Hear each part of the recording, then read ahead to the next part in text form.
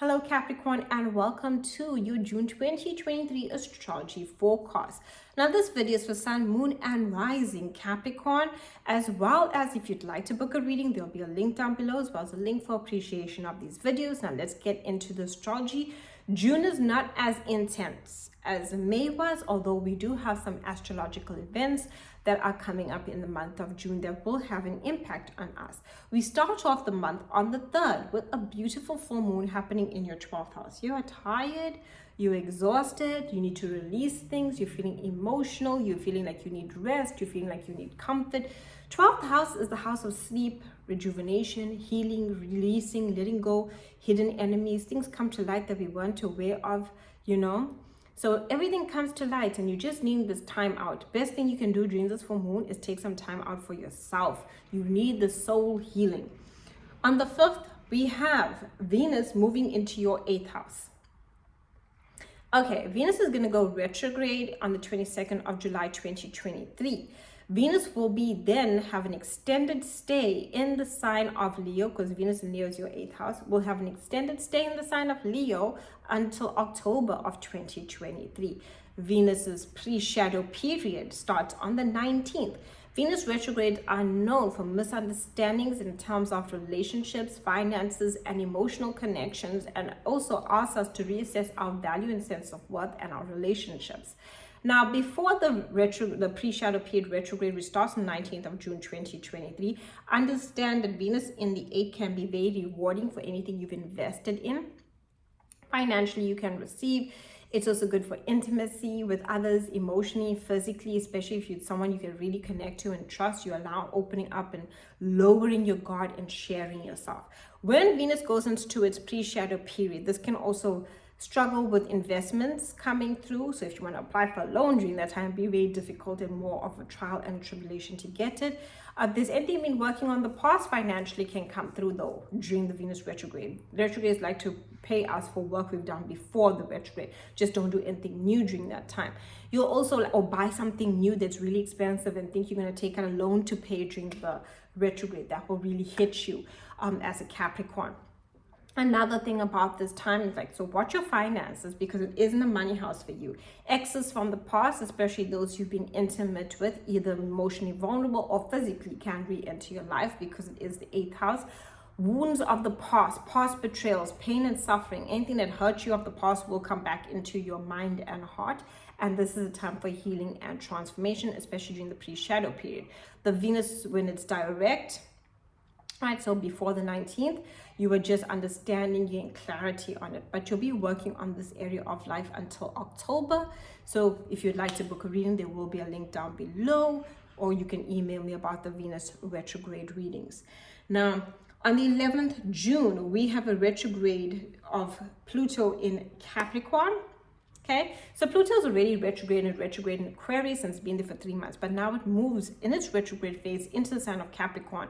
You've been working with this since 2008, and Capricorn, Pluto is about death, transformation, things coming. So when I say death, things coming to an end in order for them to be reborn. This was transforming your life. It gives you crises, hurdles. Since 2008, very difficult things falling, coming up again that you need to rebuild. Pluto is there. Pluto is about sense of empowerment within yourself because it's happening in your sign, first house, you. So you need to look at everything you've been through since 2008 in order to find empowerment in all the trials, tribulations, difficulties, whether you were trying to do something and abruptly came to a halt and a stop and an end, even connections, relationships, everything. Everything. When we are talking about the house of self, it rules everything in connection to us. So this is a very difficult time, and Capricorns have been going through this heavily, this deep, dark transformation of self, and also financially, because it is Capricorn, and Capricorn rules our career, our goals, our reputation. Understand that this is nothing bad. It's just telling you to reassess and see what you've learned so that you can remold your empowerment of self, okay? Now, for you, Capricorn, on the 11th, Mercury will move into your 6th house. This is great for communication. This is really good for connecting, especially when it comes to your day-to-day routine. So you might be finding there's a lot of paperwork, communication happening at work with co-workers.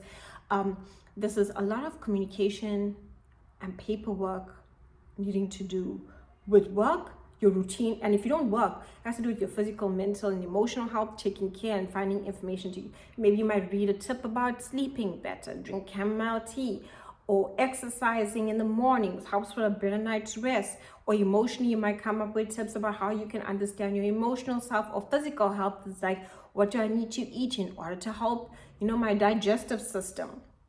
Stuff like that. All of those tips and tricks can come through there. But it's really good for getting things done when it comes to your routine and handling of tasks.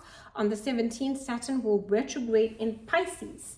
This is your third house. Now, Saturn's been in Pisces from the 7th of March. It's now going retrograde in the sign of Pisces. And Saturn will be in Pisces in your third house until 2026. So this is restructuring how you communicate and network with others, and how you express yourself, and also how you think, because how we think affects us on a day-to-day level. So on the 17th, 18th, we have a beautiful new moon in your 6th house, new opportunities for work, new opportunities for co-workers and connection in that aspect, new opportunities for your day-to-day routine, new opportunities for your physical, mental, and emotional health, and you might come up with opportunities on how to boost these areas or how to work with these areas. You might decide to exercise, diet, a healthy diet plan.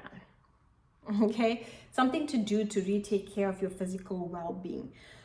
On the 21st, the sun will enter into your 7th house. 26, Mercury in the 7th house. This is great for communication with one-on-one connections, personally and professionally. New opportunities with the sun. Mercury really highlights this and has you communicating, expressing yourself, and negotiating within your one-on-one connections. On the 30th of June, Neptune will go retrograde in Pisces. And this is again your third house. So when Neptune is direct, we tend to have these rose-tinted glasses. When Neptune is retrograde, we get this reality check. Like, ooh, what do I need to change about the way that I communicate, how others communicate to me? How do I set boundaries with others in terms of communication? Okay? Thank you so much for watching, and wishing you a beautiful June 2023.